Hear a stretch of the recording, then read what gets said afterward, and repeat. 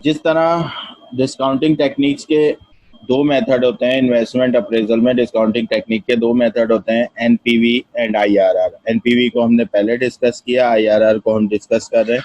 Internal rate of return method is another method of investment appraisal using DCF. The internal rate of return of a project is the discounted rate of return on the investment. It is the average annual investment return from the project.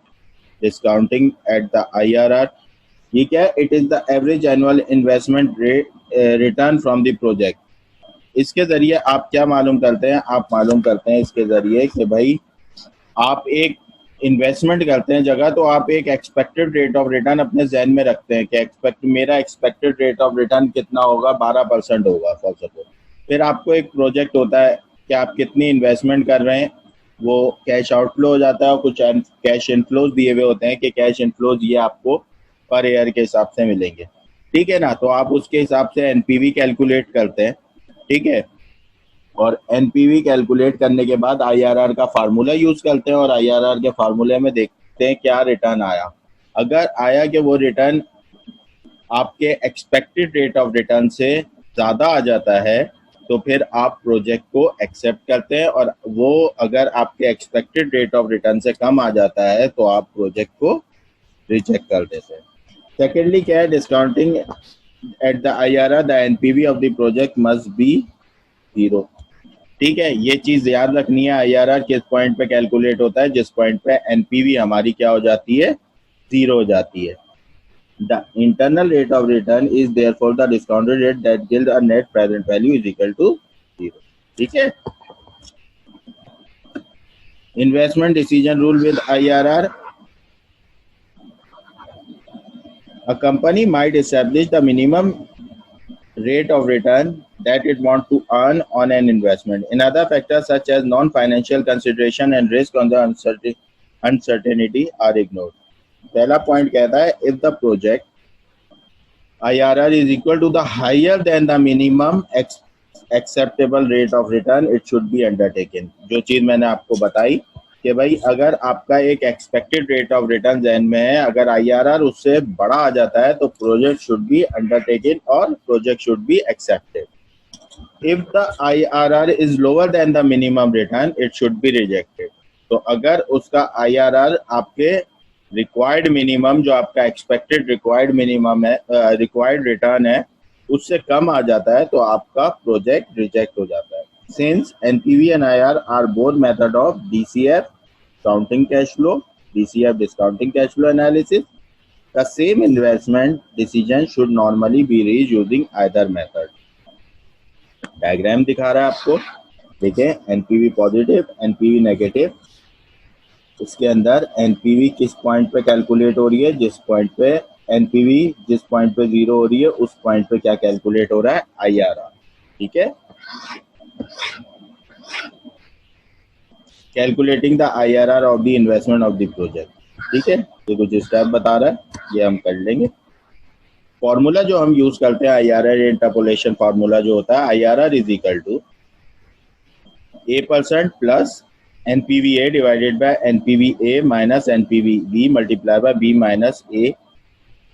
अब जो आपका expected rate of return होता है ना, expected rate of return को आप दो हिस्सों में तोड़ देते हैं।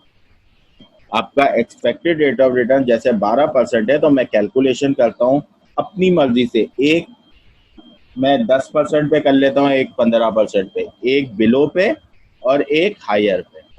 बिलो पे जो मैं करूंगा उसकी एनपीवी हमेशा नेगेटिव आएगी, और हायर पे जो मैं करूंगा रेट को सेट, उसकी एनपीवी हमेशा पॉजिटिव आएगी। ये याद रखेंगे, जब मेरा एक्सपेक्टेड रेट ऑफ रिटर्न है उसको मैं एक बार बिलो पे चेक करूंगा और एक बार हायर पे।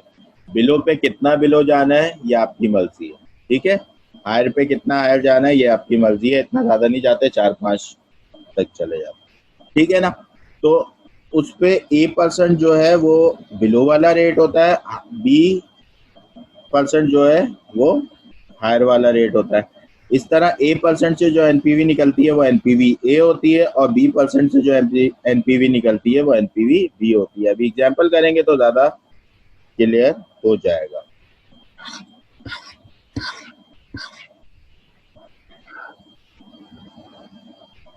अच्छा,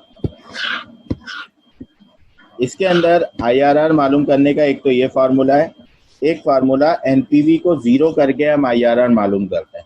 सही है, तो वो भी आप नोट डाउन कर लेंगे अपने पास।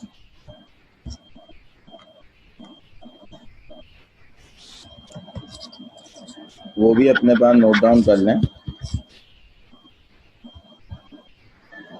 एक फार्मूला होता है एनपीवी का, NPV is equal to cash flow naught plus,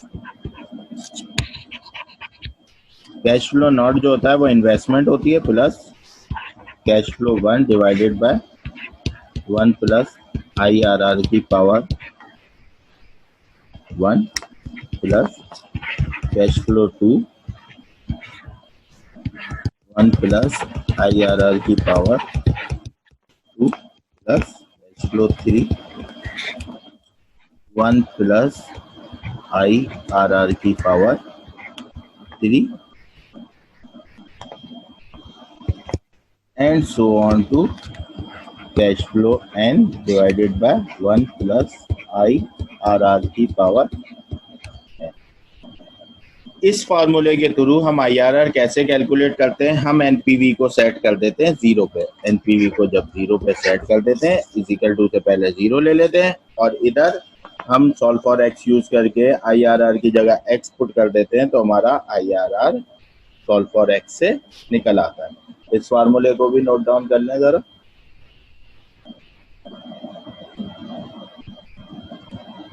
ये उस कंडीशन में होता है जब expected rate of return given नहीं होता। ये फार्मूला उस कंडीशन पे एप्लीकेबल होता है जब expected rate of return given नहीं होता और हमें आईआरआर फाइंड आउट करना होता है। ठीक है, क्लियर है भाई?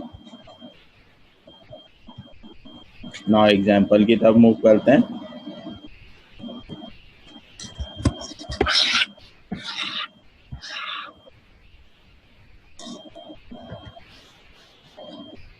A business requires a minimum expected rate of return of 12%. एक बिजनेस है, उसका एक्सपेक्टेड रेट ऑफ रिटर्न कितना है? 12% अपनी इन्वेस्टमेंट के ऊपर। अब propose capital investment at the following expected cash flows. Air दिया हुआ है 0 1 2 3 4, कैश फ्लोज दिए हुए 80,000 20,000 36,000 30,000 17,000।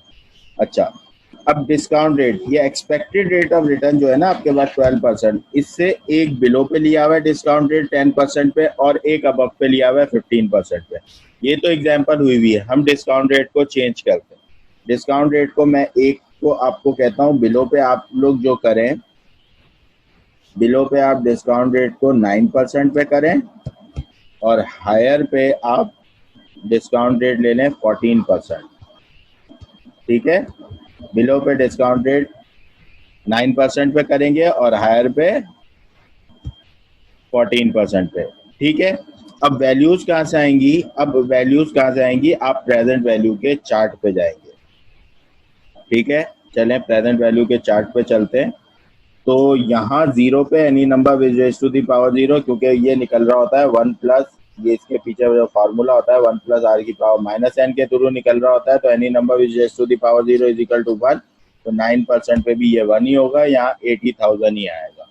ठीक है ना, लेकिन 9% पे आप 1 पे 2 पे 3 पे और 4 पे वैल्यूज देखें, और फिर 14% पे भी यहाँ तो 1 ही रहेगा, 2 पे 3 पे 4 पे 1 पे 2 पे 3 पे 4 पे वैल्यूज देखें। नहीं, बिलो और हायर दी नहीं जाएंगी। बिलो और हायर हम अपनी मर्जी से ले लेंगे। जैसे इन्होंने भी अपनी मर्जी से 10 और 15 पे किया था, मैं आपको कह रहा हूँ कोई सी भी ले सकते हैं, तो हम 9 और 14 पे कर रहे हैं। ठीक है, तो चार्ट पे चलते हैं, चार्ट पे चल के वैल्यूज ले लेते हैं। प्रेजेंट वैल्यू के चार्ट पे चलते हैं और चार्ट पे चल के वैल्यूज लेते हैं और देख लें। चार्ट पे आए हम, चार्ट पे क्या किया भाई? सबसे पहले चार्ट पे 9% पे आपने वैल्यूज देखी, 9% पे आए। 9% हमारा है 1 पे, पीरियड 1 पे क्या वैल्यू है, 2 पे 3 पे और 4 पे। ये 4 वैल्यूज आपने नोट डाउन कर ली।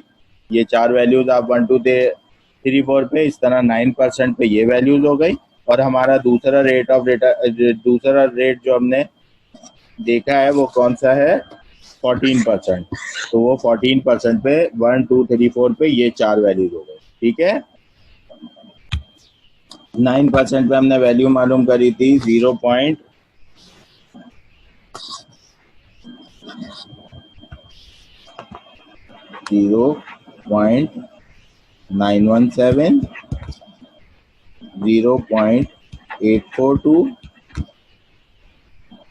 0.772, एंड 0.708। अब जो हम NPV present value at 9% calculate करेंगे, वो present value at 9%, PV at 9%। मैं यहाँ बना देता हूँ चार्ट को। तो पहली वैल्यू तो 80,000 ही आ गई, ठीक है ना। दूसरी वैल्यू कैसे आएगी, आप 20,000 को मल्टीप्लाई कराएंगे 0.917 से, तो सेकंड वैल्यू निकल के आएगी। कैलकुलेशन कीजिए जरा।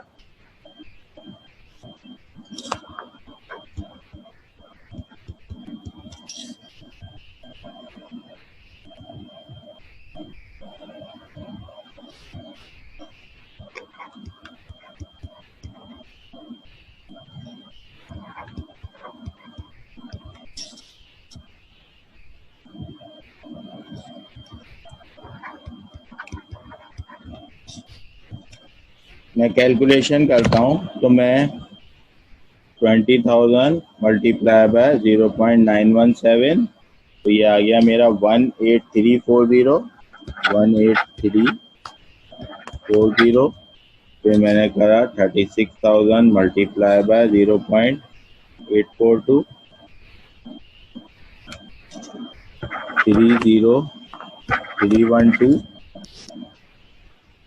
30,000 multiplied by 0.772, 23160, 17,000 multiplied by 0.708, 12036। यहाँ से मैं एनपीवी कैलकुलेट करता हूँ, तो एनपीवी क्या आ गई, माइनस का 80,000 प्लस 18340 प्लस 30312 प्लस 23160 प्लस 12036। ये आ गई माइनस की 2।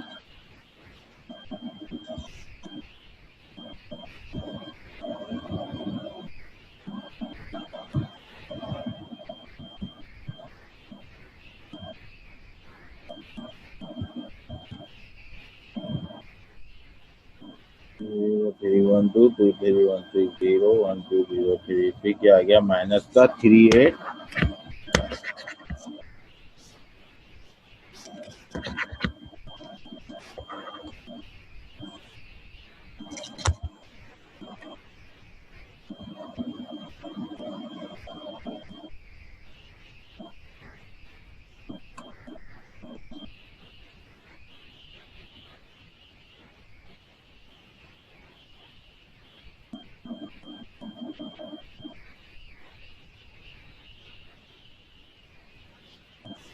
थ्री एट फोर एट,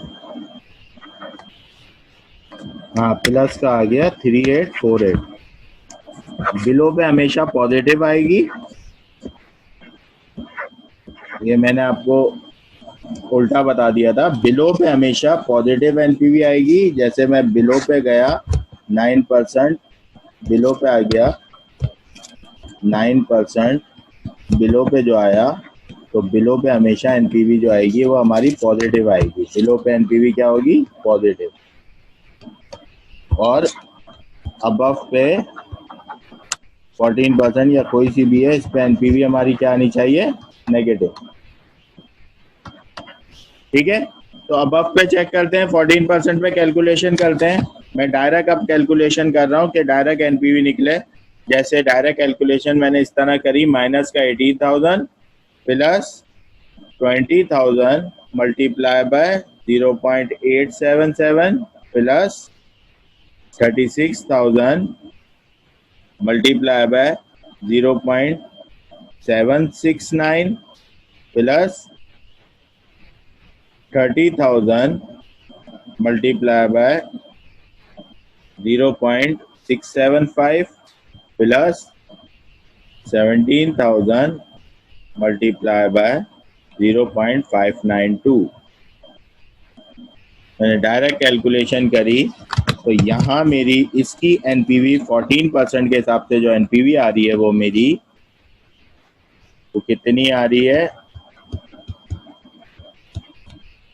वो आ रही है 4462 नेगेटिव। आप लोग कीजिए, देखिए क्या आ रही है, 4462 नेगेटिव 4462 आ रही है। अब मेरे पास एनपीवी ए भी आ गई और एनपीवी बी भी आ गई, ये 3848 और 4462। अब मैं IRR का फार्मूला लगाऊंगा।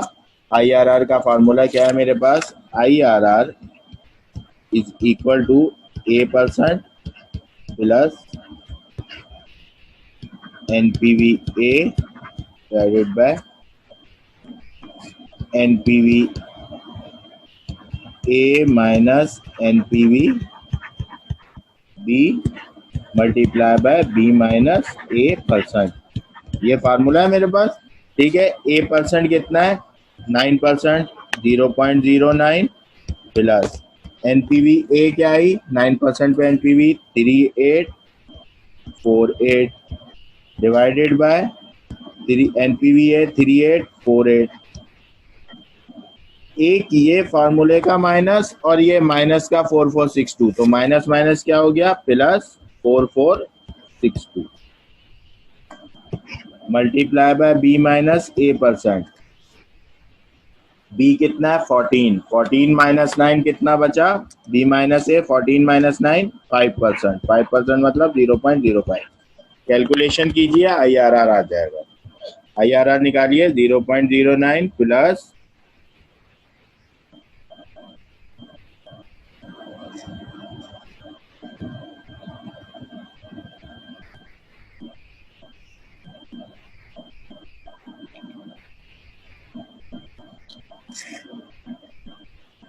जो आंसर आ रहा है उसको मल्टीप्लाई बाय 100 करके लिखेंगे, तो हमारा IRR आ गया 11.315 है, 32%।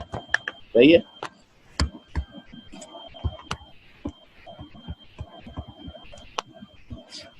हमारा IRR क्या आया,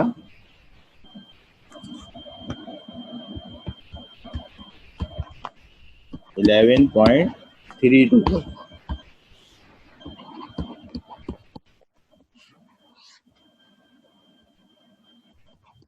11.32% IRR, ठीक है भाई। 11.32% आ रहा है हमारा IRR। हमारा एक्सपेक्टेड रेट ऑफ रिटर्न कितना था, 12%। IRR क्या निकल के आया, 11.32%। तो project should be, therefore project should be rejected, therefore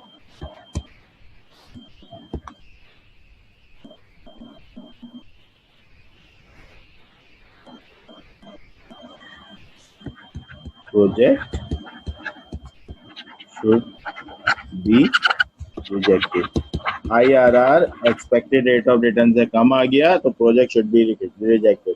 आप एनपीवी एक जगह बिलो पे लेंगे और एक जगह अबव पे लेंगे तो आंसर पे कोई फर्क नहीं पड़ता। आंसर ऑलमोस्ट 11.3 11.4 इतना ही आएगा, आपका रिजेक्ट ही होगा। देखिएगा इनका आंसर क्या आ रहा है, 11.3%। The IRR of the project 11 point is less than the target return 12%, project should be rejected. इन्होंने 10% और 15% पे किया था, हमने 9% और 14% पे किया। हाँ, खुद से ले लेते हैं 9 और 14। आप 8 13 पे भी कर सकते हो, 8 16 पे भी कर सकते हो। तो आपका होमवर्क भी यही है कि आप एक ट्राई करेंगे जो आप करेंगे और उसका आंसर भी 11.3 11.4 आएगा और रिजेक्ट होगा। आप करेंगे इसको, इसी प्रोजेक्ट को 8% और 16%, ठीक है भाई। ये आपका होमवर्क है। 8% और 16% पे आपने इस प्रोजेक्ट को करना है और फिर IRR कैलकुलेट करना है। क्लियर है भाई?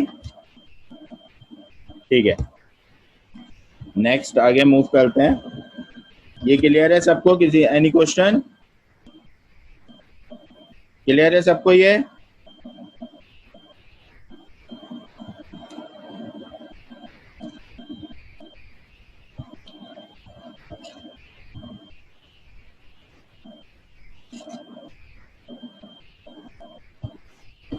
ठीक है, now we have a practice question.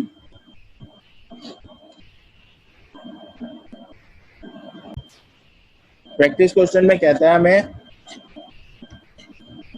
The following information is about a project. एक प्रोजेक्ट की इंफॉर्मेशन दे रहा है, ठीक है। ईयर दे रहा है 0 1 2 3 4। 0 पे जो इन्वेस्टमेंट हुई हुई है, कैश आउटफ्लो जो है वो 53,000 का है, फिर कैश इनफ्लो 70,000, 25,000, 16,000 और 12,000। This project has an NPV of 2210 at a discount rate of 11%। Estimate the IRR of the project.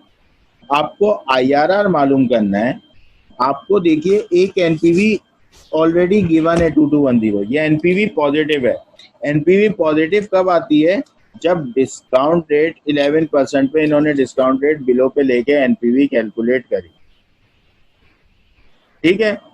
Expected rate of return आपको नहीं दिया हुआ, वो कह रहा है 11% डिस्काउंट रेट पे उसने NPV कैलकुलेट करी, वो कितनी आई? 2210, ठीक है। एक NPV अबव पे कैलकुलेट करनी पड़ेगी हमें, ठीक है ना। तो कहीं दरमियान में एक्सपेक्टेड रेट ऑफ रिटर्न होगा, हमें तो सिर्फ IRR निकालना है। तो हमारी NPV क्या आनी चाहिए? अबव पे जानी है। तो मैं डिस्काउंट रेट इधर ले लेता हूँ, आप कुछ भी ले सकते हैं। मैं 16% ले रहा हूँ, 15% ले सकते हैं। मैं चाह रहा हूँ कि 16% ले लूँ, सही है। मैंने 16% पे डिस्काउंट रेट ले लिया। इस पे मैं प्रेजेंट वैल्यू निकालूंगा। हाँ, मुझे कैसे पता चलेगा कि एक्सपेक्टेड रेट ऑफ रिटर्न से अबव ही गया हूँ मैं? क्योंकि अगर मेरी NPV नेगेटिव आती है तो इट मीन्स मैं अबव ही गया हूँ, सही है। डिस्काउंट रेट 16 पे ज़रा वैल्यूज निकालिए। ये तो डिस्काउंट रेट पे any number which to the power 0 is equal to 1 हो जाता है। इस पे प्रेजेंट वैल्यू माइनस का 53,000 ही आ गई, ठीक है। 17,000, 25,000, 16,000 और 12,000 पे वैल्यूज कैलकुलेट करें 16% पे जाके। चलें चार्ट पे चलते हैं। प्रेजेंट वैल्यू के चार्ट के ऊपर 16%, ये आपको मिला 16%। 16% पे जो वैल्यूज हैं, ये 16% पे ये चार वैल्यूज हमें गिवन है। क्या क्या वैल्यूज हैं? 862,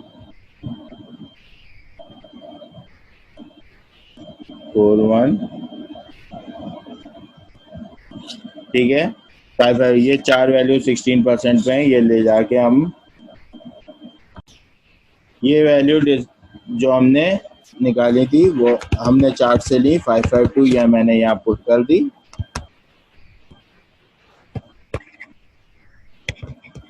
ठीक है। 552।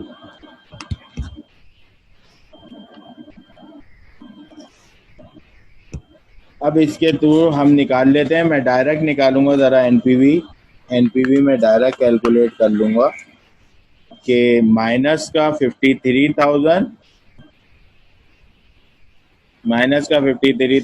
Plus 17,000 multiply by 0.862 plus 25,000 multiply by 0.743 plus 16,000 multiply by 0.641 plus 12,000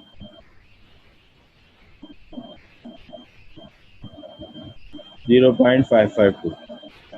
तो ये मेरे पास NPV आ रही है नेगेटिव 2891। ये मेरे पास NPV आ गई 2891। ठीक है, एनपीवी आप लोगों की आई 2891। नाउ हमें आईआरआर मालूम करना है प्रोजेक्ट का। आईआरआर का आप लोगों को फार्मूला पता है। आईआरआर किसके बराबर होता है?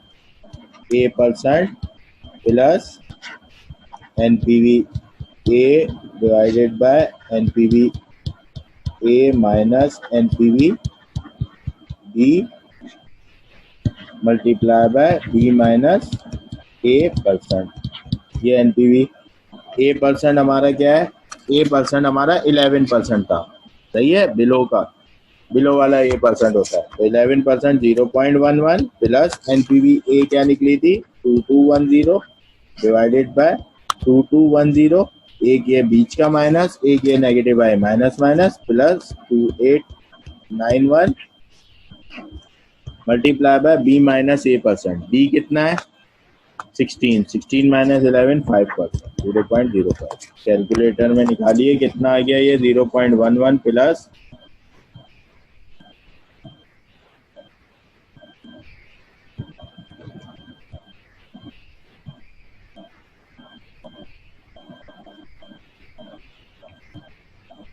जो आंसर आया उसको मल्टीप्लाई बाय 100 कर दें तो ये आपका आ गया 13.17%। सही है, आईआरआर आपका कैलकुलेट हो गया।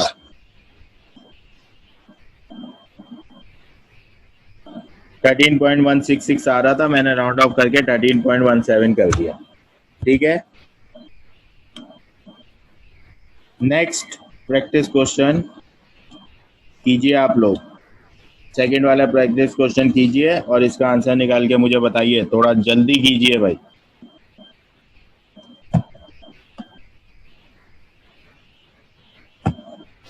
नेक्स्ट क्वेश्चन कीजिए, सेकंड प्रैक्टिस क्वेश्चन कीजिए और आंसर निकाल के दीजिए। 5 मिनट है आपके पास, 5 मिनट में कर लें बस। 3% पे भी ले सकते हैं, 4% पे भी ले सकते हैं, तो आप डिस्काउंट रेट,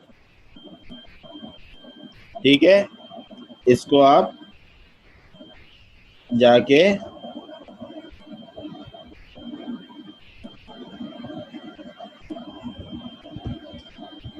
4% पे मैं लेके सॉल्व कर देता हूँ आप लोगों के लिए, ताकि जब मैं चार्ट पे आया तो मैंने देखा 4% पे जो मेरी वैल्यूज थी, मुझे 4 वैल्यूज रिक्वायर्ड थी, वो वैल्यूज ये आ रही है। ठीक है, ये ले जाके मैं पुट कर देता हूँ अपने क्वेश्चन के अंदर।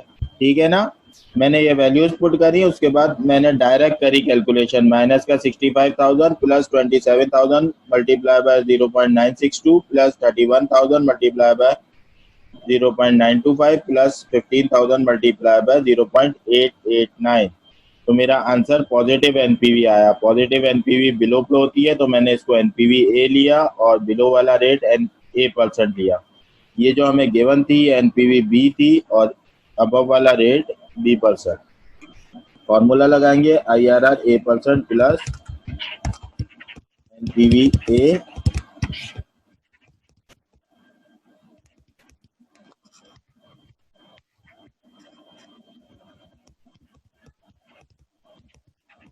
Minus NPV B multiply by B minus A%। A% क्या है हमारा? 0.04 प्लस एनपीवी ए कितनी है? 2984 डिवाइडेड बाय 2984। एक माइनस ये, एक माइनस की, minus minus plus 1515 B minus A%। B कितना था? 8। 8 माइनस 4%, 4% बचा। कैलकुलेटर में डाल दें।